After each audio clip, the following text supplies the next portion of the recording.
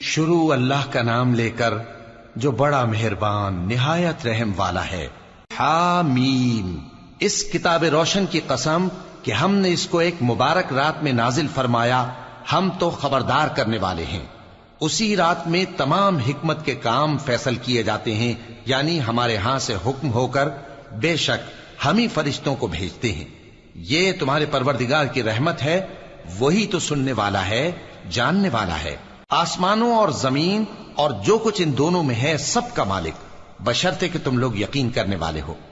اس کے سوا کوئی معبود نہیں، وہی زندگی دیتا ہے اور وہی موت دیتا ہے، وہی تمہارا اور تمہارے پہلے باپ دادوں کا پروردگار ہے۔ لیکن یہ لوگ شک میں پڑے کھیل رہے ہیں، تو اس دن کا انتظار کرو کہ آسمان سے صاف دھواں نکلے گا جو لوگوں پر چھا جائے گا، یہ درد دینے والا عذاب ہے۔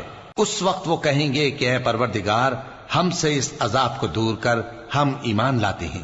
اس وقت ان کو نصیحت کہاں مفید ہوگی، جبکہ ان کے پاس پیغمبر آ چکے جو ہمارے احکام کھول کر بیان کر دیتے تھے۔ پھر انہوں نے ان سے منہ پھیر لیا اور کہنے لگے، یہ تو سکھایا پڑھایا ہوا ہے، دیوانہ ہے۔ ہم تو تھوڑے دنوں عذاب ٹال دیتے ہیں، مگر تم پھر کفر کرنے لگتے ہو۔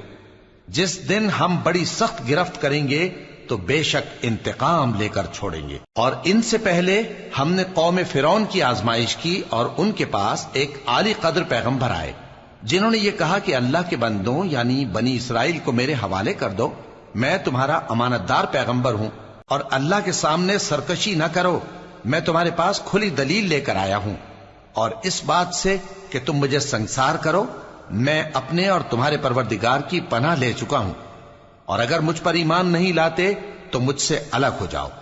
تب موسیٰ نے اپنے پروردگار سے دعا کی کہ یہ نافرمان لوگ ہیں۔ اللہ نے فرمایا کہ اچھا، میرے بندوں کو راتوں رات لے کر چلے جاؤ، اور فرعونی ضرور تمہارا تعاقب کریں گے، اور سمندر سے کہ ٹھہرا ہوا ہوگا پار ہو جانا، تمہارے بعد وہ پورا لشکر ڈبو دیا جائے گا۔ وہ لوگ بہت سے باغ اور چشمے چھوڑ گئے، اور کھیتیاں اور نفیس مکان اور آرام کی چیزیں جن میں وہ عیش کیا کرتے تھے۔ اسی طرح ہوا، اور ہم نے دوسرے لوگوں کو ان چیزوں کا مالک بنا دیا۔ پھر ان پر نہ تو آسمان اور زمین کو رونا آیا، اور نہ ان کو مہلت ہی دی گئی، اور ہم نے بنی اسرائیل کو ذلت کے عذاب سے نجات دی، یعنی فرعون سے۔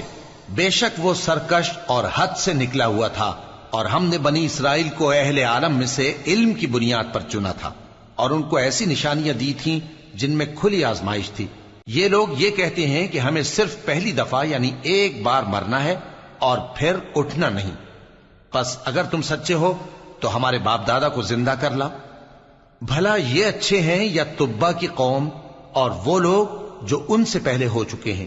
ہم نے ان سب کو ہلاک کر دیا، بے شک وہ گناہگار تھے۔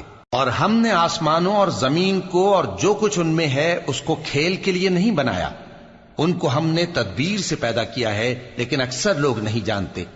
کچھ شک نہیں کہ فیصلے کا دن ان سب کے جی اٹھنے کا وقت ہے، جس دن کوئی دوست کسی دوست کے کچھ کام نہ آئے گا، اور نہ ان کو مدد ملے گی مگر جس پر اللہ مہربانی کرے۔